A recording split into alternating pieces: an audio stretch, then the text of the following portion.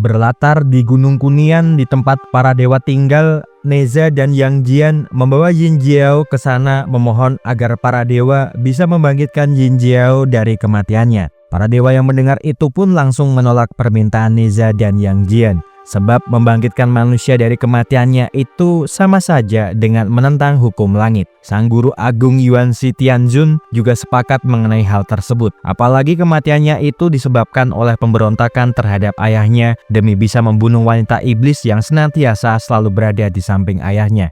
Para dewa juga menyadari, meskipun Yin Jiao telah meninggal, namun energi kehidupannya masihlah tersisa. Tetapi hanya kebencian yang menyelimuti energinya. Membangkitkan manusia dengan dendam sebesar itu pasti akan membawa bencana di masa depan. Akan tetapi karena Yin Jiao merupakan harapan terakhir umat manusia serta para dewa, sang guru agung pun memutuskan untuk membangkitkan Yin Jiao dari kematiannya.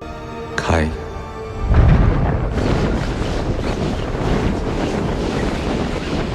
结阵。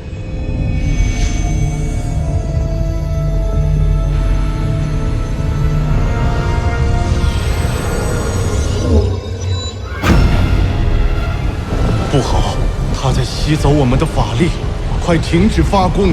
再这样下去，他会吸尽我们所有人的法力。他越吸越快了。 Sang guru agung pun terpaksa melepaskan paksa formasi para dewa agar energi mereka tidak terserap oleh Yin Jiao dan mencoba untuk menetralisir sendiri aura hitam di dalam diri Yin Jiao. Namun apa yang dilakukan oleh sang guru agung itu tidaklah cukup, sebab Yin Jiao malah menyerap seluruh kekuatan sang guru agung hingga menyebabkan rambutnya memutih.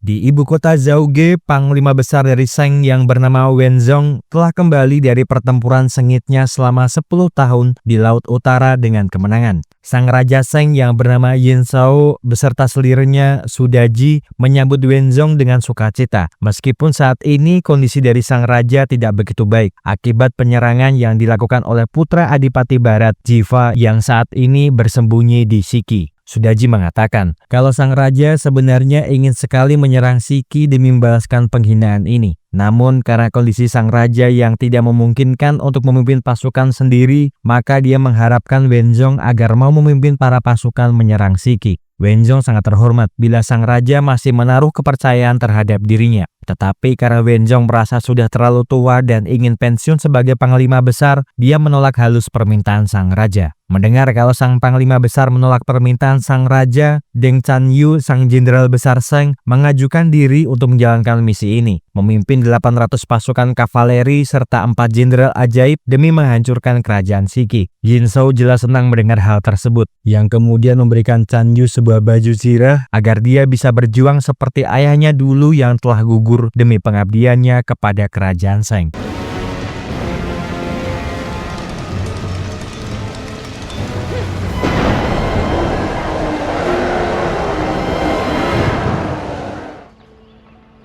Sementara itu di kerajaan Shiki, Yin Pobai, seorang utusan dari kerajaan Sheng, meminta Jiva untuk memenggal kepalanya sendiri agar rakyat Shiki tidak dibantai oleh sang raja yang saat ini sedang mengerahkan pasukan menuju ke tempat ini. Yin Pobai lalu memberikan Jiva sebuah kotak serta pedang hantu milik Yin Jiao yang tentu saja memancing amarah semua orang yang berada di dalam sana, termasuk sang binatang buas kerajaan Shiki, Lei Zhenzi. Jiva pun segera menghentikan amukan semua orang di sana, sebab ada hal yang lebih penting daripada mereka membunuh utusan Yin Shao. 放了他。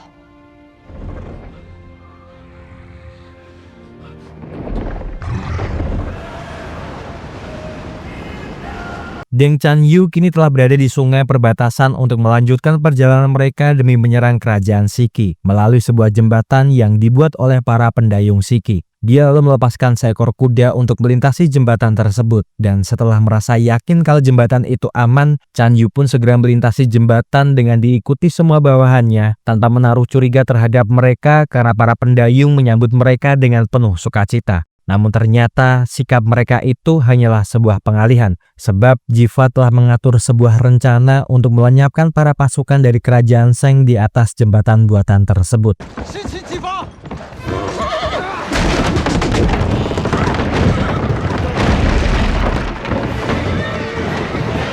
Terjadi kekacauan besar di sana karena para pasukan kerajaan Shang tidak bisa berenang hingga membuat 4 jenderal ajaib terpaksa turun ke sungai demi menolong beberapa pasukan agar tidak mati tenggelam di sana.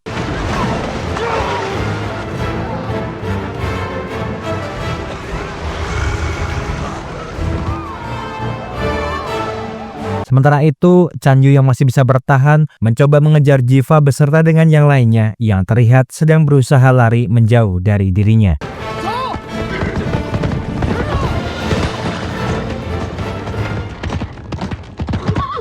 Sesampainya di tebing Jeolung, Chan Yu tetap berusaha mengejar pelarian Jiva meskipun dia sendiri menyadari kalau di sana adalah tempat yang bagus untuk menjebak mereka semua. Dan tak lama, batu-batu besar mulai dijatuhkan dari atas agar Jiva bisa membunuh salah satu jenderal ajaib kerajaan Shang.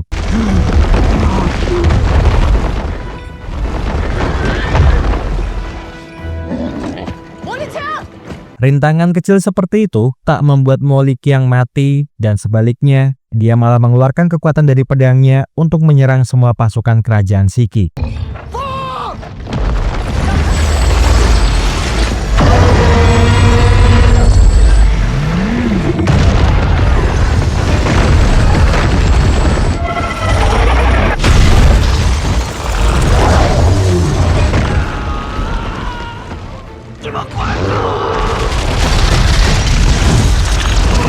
Melihat situasi yang tidak menguntungkan untuk dirinya, Jiva segera mengirimkan sinyal ke udara agar para pasukan Shiki segera mundur kembali ke kerajaan. Chan Yu yang menyadari hal tersebut segera mengejar pelarian Jiva, meskipun harus sendirian sebab Mo Liqiang dan Mo Lisiu malah menghalangi jalan para pasukan kerajaan Shang.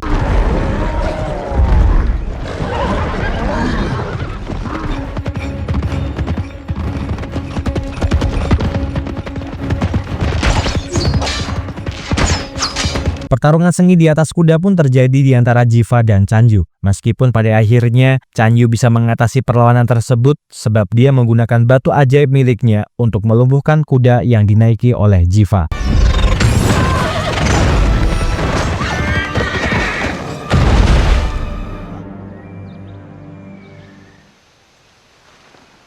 Jiva yang tersadar lebih dulu ingin sekali membunuh Chan Yu dengan sebuah batu. Akan tetapi, karena keibaannya itu, dia urung melakukannya dan malah ingin mengikat tangan Chan Yu agar bisa membawanya kembali ke kerajaan. Namun, belum juga itu terlaksana, Chan Yu pun tersadar yang kemudian berusaha melumpuhkan balik Jiva.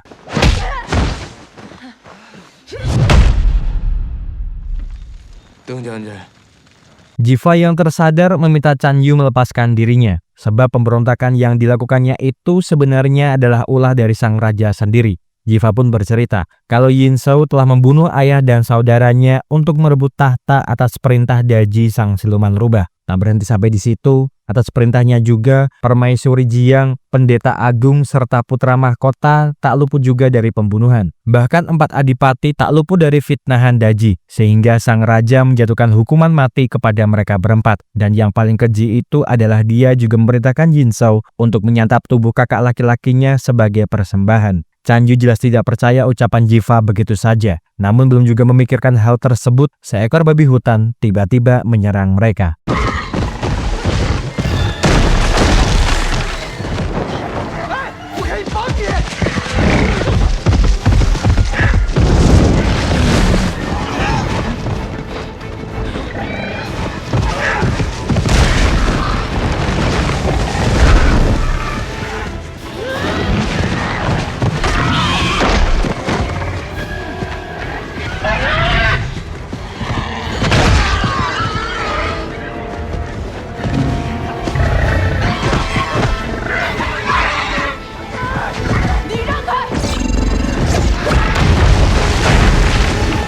Babi hutan itu pun mati karena kerjasama di antara mereka berdua. Namun hal itu jugalah yang membuat Jiva bisa bersembunyi sementara waktu dari tangan Chan Yu.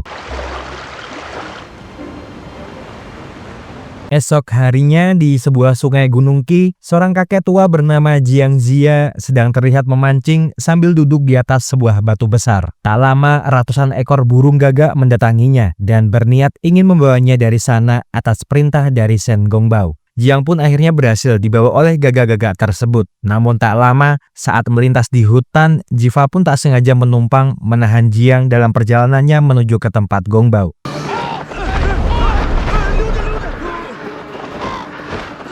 Gagak-gagak itu pun akhirnya perlahan turun karena tak sanggup untuk membawa mereka sekaligus. Dan sesampainya di bawah, Jiva pun langsung bercerita kepada Jiang kalau saat ini Yin Shou telah memerintahkan para pasukan kerajaan Sheng untuk menyerang kerajaan Shiki. Jiva telah mempunyai rencana dengan memerintahkan warga sipil untuk meninggalkan Shiki agar bisa mundur ke jantung Gunung Qi. Sementara dirinya akan mencoba menahan bala tentara Sheng yang berusaha masuk ke kerajaan, sebab setelah pertempuran dirinya dengan para tentara Sheng, dia menyadari kalau mereka tidak mempunyai harapan untuk menang. Jiva ingin menyerahkan dirinya kepada Yin Shou, sebab dia tidak ingin kehilangan lagi orang-orang yang dia sayang semenjak kematian keluarganya. Guru Jiang yang mendengar itu pun jelas tidak menyetujui rencana gila Jiva, sebab ada cara lain yang mungkin bisa mereka gunakan untuk mengalahkan Yin Shou beserta dengan ribuan pasukan lainnya. Sementara itu di suatu tempat, seorang pendekar sekaligus penyihir sakti bernama Shen Gongbao menerima laporan dari gagak miliknya kalau kawanan mereka gagal membawa Jiang, namun bisa dipastikan kalau Feng Shenbang berada di Shiki.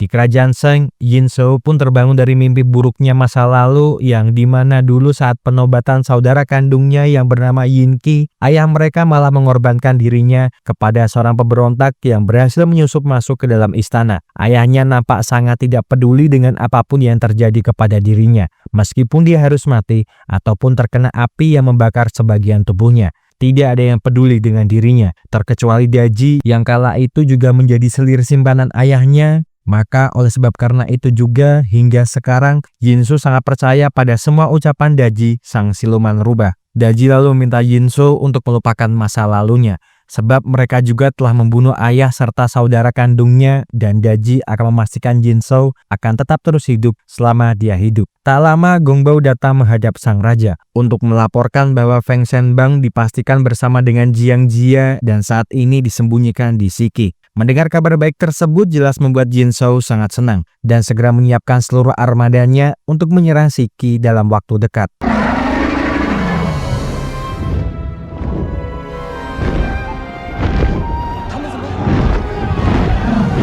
Kedatangan Guru Jiang dan sang pangeran jelas disambut sukacita oleh para prajurit Shiki. Apalagi ditambahi dengan tekad mereka yang tetap bersemangat berjuang mempertaruhkan tanah Shiki walaupun harus menghadapi ribuan prajurit Sheng yang akan maju menyerang kerajaan Shiki.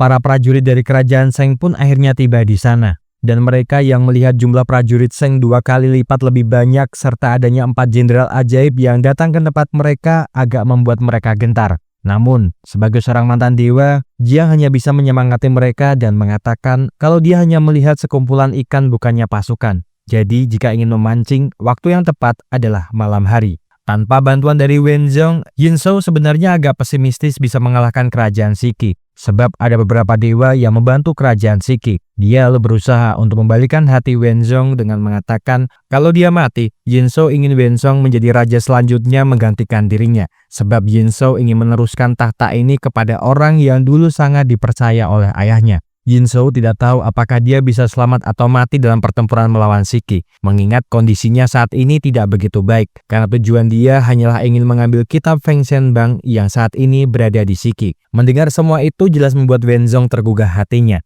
dan akhirnya memutuskan untuk kembali bertempur merebut Feng Shenbang dari kerajaan Shiki. Para pasukan kerajaan Sheng pun terlihat tidur di area luar kerajaan Shiki beristirahat sebelum pertempuran besar mereka di keesokan harinya. Melihat hal tersebut, Jiva pun sudah menyiapkan rencana diam-diam dengan mengirimkan Zhenzi untuk mengambil pedang milik Mo Liqiang yang waktu itu sangat merepotkan mereka. Zhenzi sudah mencoba diam-diam untuk mengambil pedang tersebut, namun karena sedikit kecerobohannya malah membuat Mo Liqiang bangun yang kemudian mengejar Zhenzi demi bisa merebut kembali pedang miliknya. Sementara itu di tempat lainnya, Jiva dan beberapa pasukan lainnya ternyata sudah berada di dekat camp demi bisa membuat kekacauan dengan membakar camp dengan panah api yang mereka lepaskan.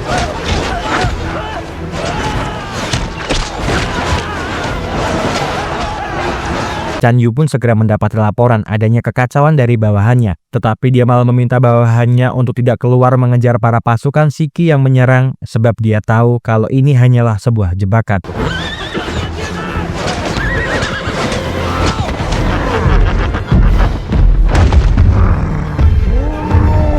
Mo Liqiang pun terlihat masih terus berusaha mengejar pedang miliknya, hingga sampailah dia di daerah lumpur hidup yang membuat tubuhnya terhisap masuk ke dalam, sehingga memudahkan Jiva membunuh salah satu jenderal ajaib milik Sheng.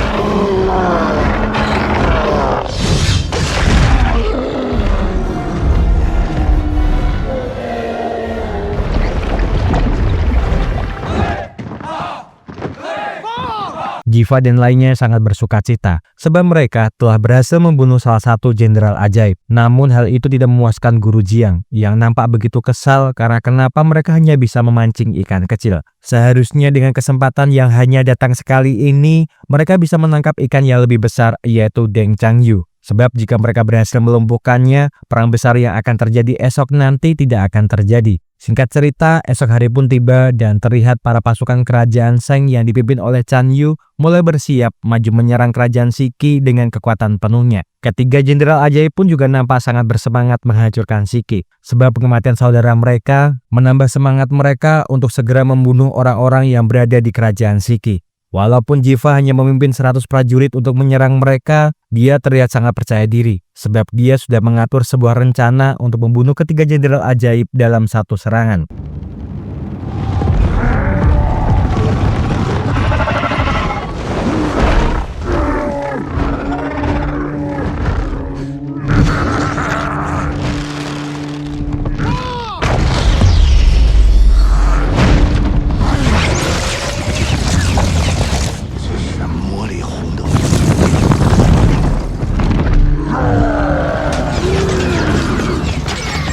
Rencana Jiva ternyata tidak berjalan dengan mulus, sebab masing-masing jenderal ajaib mempunyai senjata pamungkas masing-masing, sehingga sangat menyulitkan Jiva beserta dengan yang lainnya untuk membunuh ketiga jenderal ajaib. Jiva meminta para pasukannya untuk mundur, sambil bertahan dari serangan dahsyat dari para jenderal ajaib beserta jenderal Chan Yu yang mengejarnya menggunakan kuda.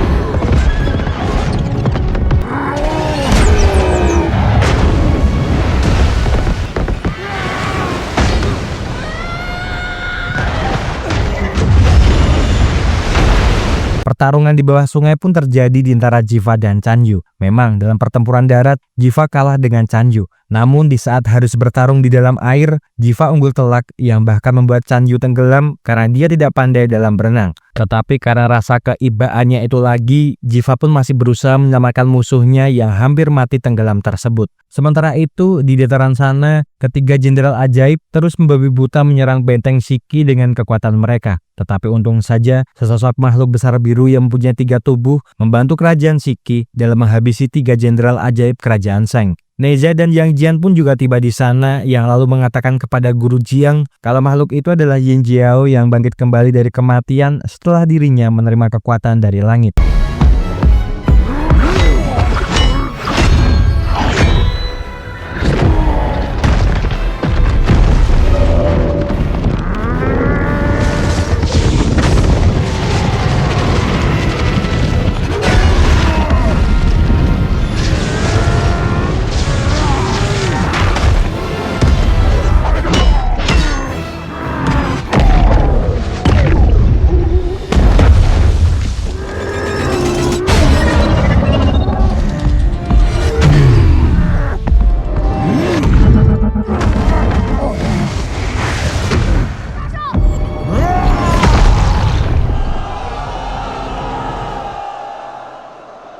Jiva saat ini berada jauh dari kerajaan. Dengan memapah Chan Yu yang pingsan, tetapi tak lama setelah Chan Yu tersadar, dia malah menyerang balik Jiva. Jiva yang tak ingin niat tulus baiknya disalahartikan, meminta Chan Yu untuk menyerahkannya ke hadapan Jin Zhou. Sebab dengan dirinya ditangkap olehnya, peperangan ini pun akan berakhir, dan rakyat Shiki bisa selamat dari pembantaian yang dilakukan kerajaan Sheng. Selama perjalanan mereka berdua, Jiva mengatakan kalau dia terpaksa melakukan semua ini sebab dia tidak ingin melihat rakyat Shiki menderita dalam perang. Mungkin tujuan mereka berdua berperang adalah sama-sama demi melindungi keluarga mereka. Namun perbedaannya hanyalah kalau Jiva ingin berjuang demi yang masih hidup, sedangkan Chanyu demi berjuang untuk mereka yang sudah mati. Tak lama, para pasukan kerajaan Shang pun telah sampai di hutan tersebut, yang kemudian membawa sang jenderal beserta tahanan mereka menuju ke kerajaan. Sementara itu, di tempat tinggal sang raja, beberapa wanita muda berada di sana, dipilih untuk menjadi makanan Daji agar energi miliknya kembali pulih setelah dia menanggung semua penderitaan serta luka milik Jinzhou.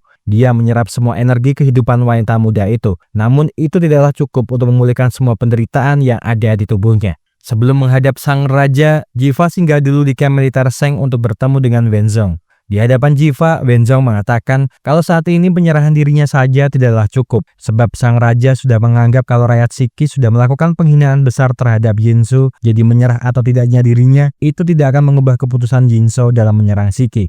Di momen ini, Chanyu yang sudah sedikit tergugah hatinya mencoba meyakinkan sang Panglima Agung untuk tidak menyerang kerajaan Shiki, sebab misi utama mereka sudah terpenuhi. Apalagi dulu ayahnya berkata, bila seorang prajurit membantai rakyat sipil yang tidak berdaya, itu sama saja merupakan aib terbesar dari seorang prajurit. Wenzong jelas tidak bisa menerima apapun pendapat dari Chanyu, sebab dia malah membela sang pengkhianat dibandingkan ketulusannya menjadi prajurit Shang. Merasa kalau perbuatannya itu bukanlah sesuatu yang diinginkan oleh mendiang ayahnya, Chanyu pun nekat berkhianat, yang kemudian membawa Jiva kabur menjauh dari kamp militer Shang.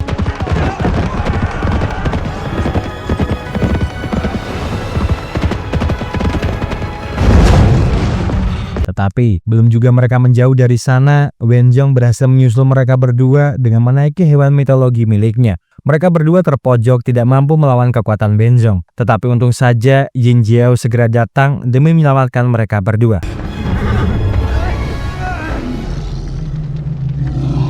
Wenzong pun segera menyadari kalau monster yang ada di hadapannya itu adalah Yin Jiao, sang putra mahkota, tetapi tidak menyangka kalau wujudnya sekarang seperti ini. Yin Jiao yang mengetahui kalau Wenzong sangat loyal kepada kakeknya dibuat heran karena kenapa Wenzong malah berpihak kepada orang yang telah membunuh ayah, saudaranya, serta istri dan anaknya bersekongkol dengan siluman rubah demi merebut tahta kerajaan. Wenzong yang mendengar hal tersebut sebenarnya agak terkejut. Namun karena saat ini pucuk kepemimpinan dipegang oleh Jinzhou, dia tetap harus setia kepada kerajaan Shang, tidak peduli walau di hadapannya sekarang adalah putra mahkota. Dia sudah bersumpah setia kepada Jinzhou. Jadi dibandingkan harus berkhianat, dia lebih memilih mati di medan pertempuran. Yin Jiao sangat marah dan ingin sekali membunuh Wenzong, namun karena kesetiaannya di masa lalu, Yin Jiao pun melepaskannya dan meminta Wenzong untuk menitipkan pesannya kepada Jinzhou jika putranya telah kembali ke dunia. Sesampainya di perbatasan Shiki, Chanyu meminta Jiva untuk turun dari kudanya. Tetapi melihat Chanyu yang sudah dianggap sebagai pengkhianat Shang, Jiva pun memaksa Chanyu untuk ikut dengannya ke Shiki, karena di sana juga merupakan rumahnya. Para pasukan kerajaan pun segera mengarahkan anak panahnya ke tubuh Chanyu, dan Jiva berusaha menghentikan perbuatan mereka dengan mengatakan kalau Chanyu sudah dianggap sebagai pengkhianat Shang, sebab dia malah berusaha menyelamatkan dirinya dari penjara kayu Shang. Guru Jia yang mendengar itu pun berterima kasih kepada Chanyu, namun dia meminta Chanyu untuk lebih baik pergi saja dari sini sebab Shiki bukanlah tempat yang baik untuk dirinya. Jiva mencoba menahan laju kuda Chanyu yang ingin pergi dari sana dan mengatakan kepada mereka semua jika Chanyu kembali ke Shang itu sama saja menyerahkan nyawanya kepada mereka. Tak lama Yin Jiao pun muncul dengan menampakkan tubuh aslinya di depan Jiva sambil bercerita tentang kenapa dirinya bisa mendapatkan kekuatan ini.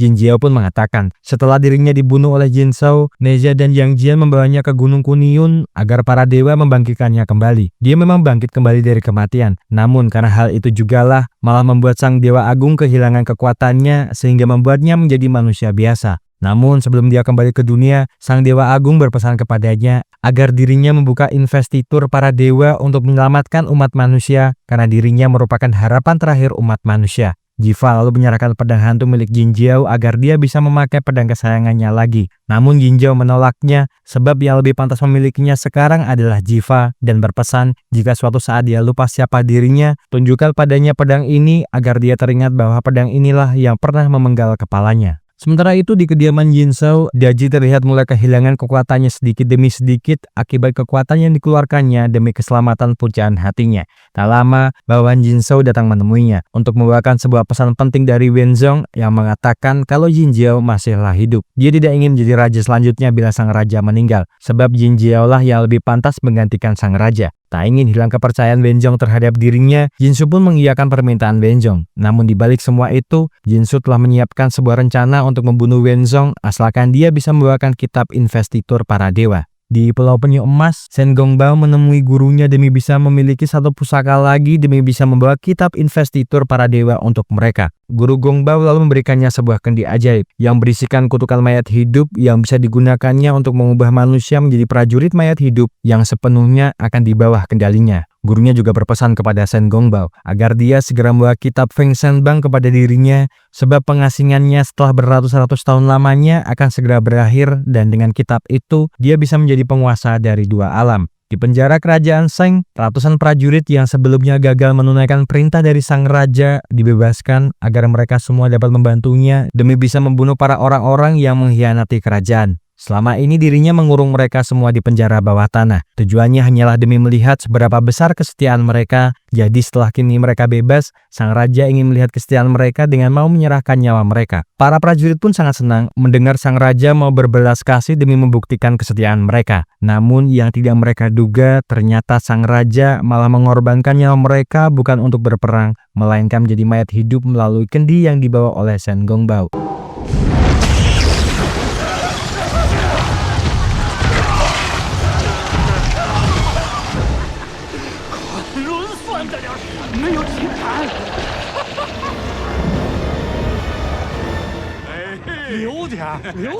Di kerajaan Shiki, terlihat para rakyatnya sedang berpesta merayakan kemenangan mereka karena sanggup membunuh 3 jenderal ajaib Sheng serta mengusir 800 prajurit Sheng dari tanah mereka. Mereka menari, minum arak, sambil bernyanyi di bawah sinar rembulan serta api unggun yang berada di tengah-tengah mereka semua. Sementara mereka terus menari, Guru Jiang menemui Yin Jiao yang tengah bermeditasi agar dia melihat kalau beginilah seharusnya semua umat manusia di dunia ini. Dia tahu kalau Yin Jiao sangat dendam kepada ayahnya, tetapi dia tidak boleh datang sendirian ke ibu kota. Bawalah semua orang yang mendukung niatannya tersebut untuk menaklukkan ibu kota agar dia bisa menciptakan kedamaian para rakyat. Chan Yu yang ikut melihat pesta itu pun juga dibuat terkesan, karena selama hidupnya dia belum pernah melakukan hal semacam ini. Raut wajah bahagianya terlihat sangat jelas, hingga tak sengaja malah memperlihatkan sebuah tato yang berada di leher bagian belakang kepada Guru Jiang. Tak lama, beberapa gadis menarik dirinya agar dia ikut larut dalam tarian dan kebahagiaan yang mereka ciptakan, meskipun dia bukanlah asli penduduk Shiki. Sementara para rakyat Shiki berpesta, Wenzhong sedang mempersiapkan ritual kutukan bulan hitam agar para prajurit mempunyai kekuatan tambahan dalam menyerang Shiki dengan cara meminum sebuah ramuan hijau yang sudah diberikan rapal mantra oleh sang jenderal agung. Setelahnya, Wenzhong mulai menerbangkan 10 cermin mata miliknya ke udara agar sinar bulan dan bintang tak menyinari dunia sehingga dia bisa membuat semua orang yang ada di Shiki lumpuh jika terkena pantulan cahaya dari cermin mata miliknya.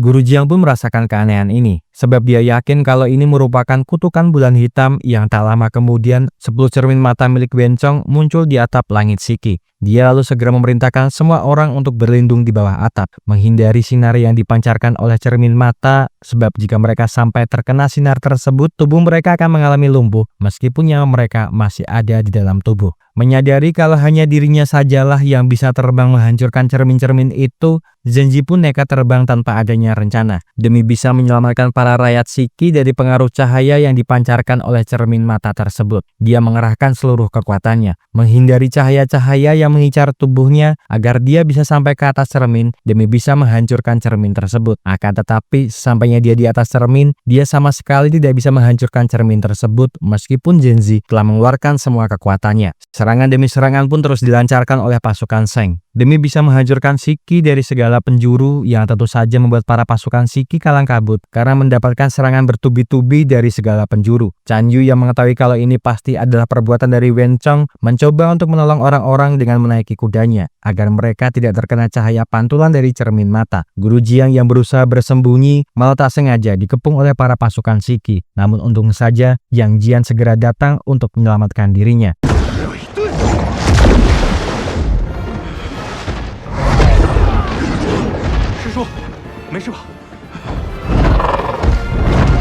Jin Jiao, Neza, Zenzi, dan Jiva pun berkumpul demi membahas keberadaan altar Wencong yang diduga berada di dekat Shiki. Sebab jika mereka tidak bisa segera menemukan keberadaan altar tersebut, mereka tidak akan bisa menghentikan sinar cermin mata yang terus menyinari Shiki. Akan tetapi, setelah melihat kalau tato yang berada di leher prajurit Sheng sama dengan milik Chan Yu, Guru Jiang pun menyadari kalau tujuan Wenzong adalah mencari keberadaannya. Maka dia akan mengatur sebuah siasat agar mereka semua bisa menemukan di mana keberadaan altar tersebut. Dan sebenarnya sebelum Chan Yu membelot ke Shiki, ternyata Wencong telah memberikan Chan Yu sebuah kesempatan terakhir agar mendapatkan maaf darinya serta menyelamatkan rakyat Shiki dari pembantaian, yaitu dengan membawakan Feng Sheng Bang yang saat ini dibawa oleh Jiang Zia. Dia nantinya akan bisa masuk ke sana dengan mudahnya, yaitu dengan memanfaatkan Jiva yang saat ini bersama dengan mereka. Chan Yu yang tak ingin semua rakyat Shiki menderita, menuruti permintaan Wenzong yang lalu segera mencari keberadaan Guru Jiang yang saat ini tengah berada sendirian. Sementara Guru Jiang yang saat ini tengah menuju ke altar milik Wenzong, Neza, Yang Jian, dan juga Yin Jiao tengah berusaha menggunakan kekuatan mereka demi bisa menyelamatkan penduduk Shiki dari pantulan cahaya sinar cermin mata, serta para penduduk yang tengah diincar oleh para prajurit Sheng.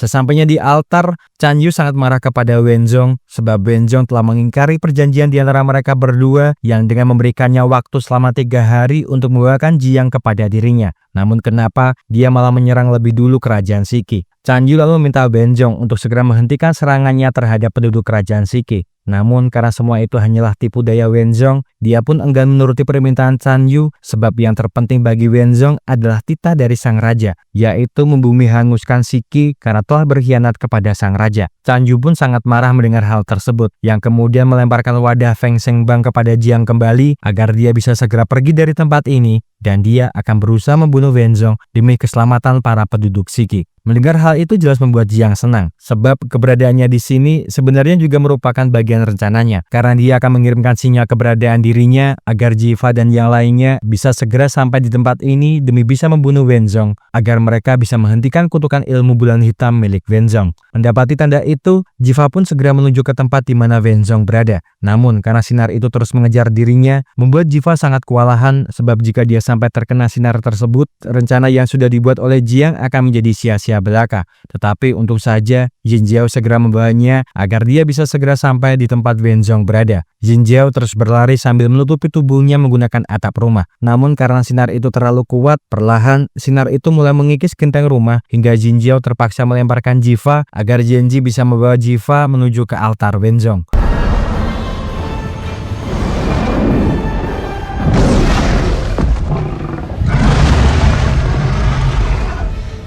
Sementara itu di tempat Wenzong, binatang mistis milik Wenzong tengah berusaha menyerang Jiang hingga dia pingsan. Dan Chan Yu yang melihat hal tersebut mencoba menyerang binatang tersebut agar hewan itu tidak membunuh Jiang.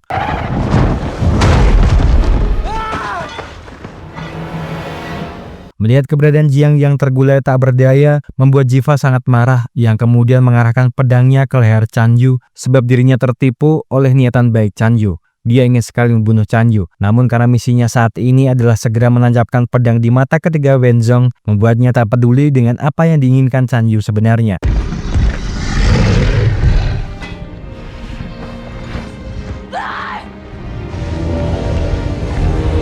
Sementara itu di kerajaan Shiki, Neza dan Yang Jian yang semakin lama tidak kuasa untuk menahan pantulan cahaya dari cermin mata, membuat mereka akhirnya terkena juga pantulan cahaya tersebut.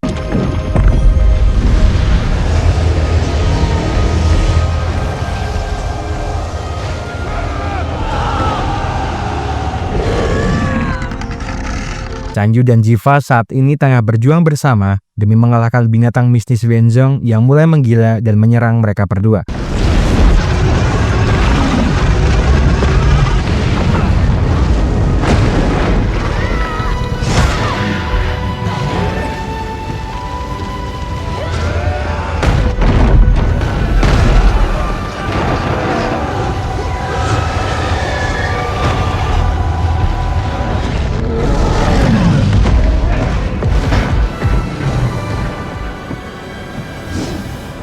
Jiva berusaha menghunuskan pedangnya ke mata ketiga Wenzong. Sebab saat ini, para prajurit Sheng sudah berada di rumah persembunyian penduduk Shiki yang masih selamat. Wenzong berusaha mengulur waktu menahan pedang Jiva, agar salah satu cermin itu segera mendekati altar dan meminta Chan Yu untuk membantunya menebus kesalahannya, sebab jika dirinya mati, Chan Yu juga akan mati, karena dia juga telah meminum ramuan yang sebelumnya Wenzong berikan. Mendengar hal tersebut, membuat Jiva sangat galau, sebab dia juga tidak ingin Chan Yu mati begitu saja, hingga akhirnya Chan Yu datang memegang pedang tersebut agar kutukan bulan hitam itu segera berakhir.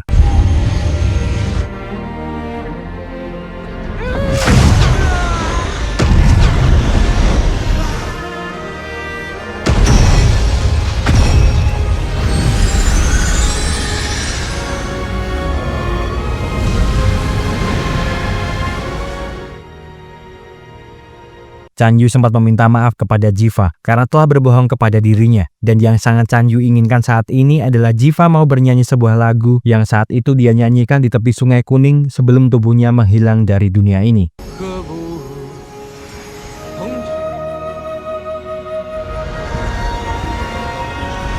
Semua orang yang terkena cahaya kutukan bulan hitam pun akhirnya tersadar dari pingsannya, seiring bulan yang muncul kembali ke permukaan.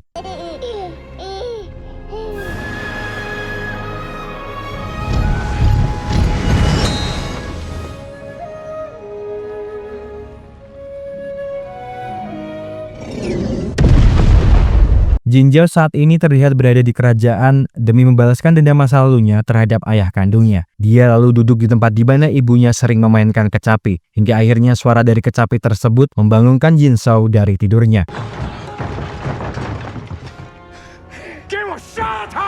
Jin Zhao lalu merubah bentuknya menjadi dewa dan membunuh semua prajurit yang ada di sana serta mencoba membunuh ayah kandungnya menggunakan kekuatan miliknya. Jin Zhao hanya bisa pasrah menunggu kematiannya. Namun tiba-tiba sebuah kekuatan besar dari belakang menahan amukan Jin Zhao.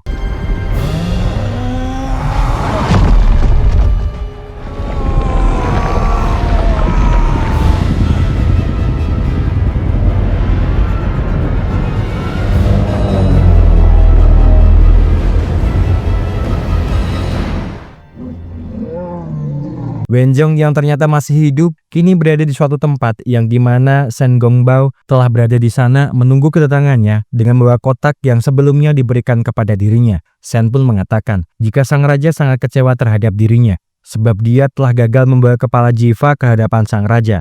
Maka oleh sebab karena itu sang raja ingin mengisi kotak ini dengan kepala lainnya. Wenzong pun mengerti dengan apa yang dimaksud oleh Shen. Maka dari itu, jikapun dia harus mati, Wenzong ingin dia juga mati bersama dengan dirinya.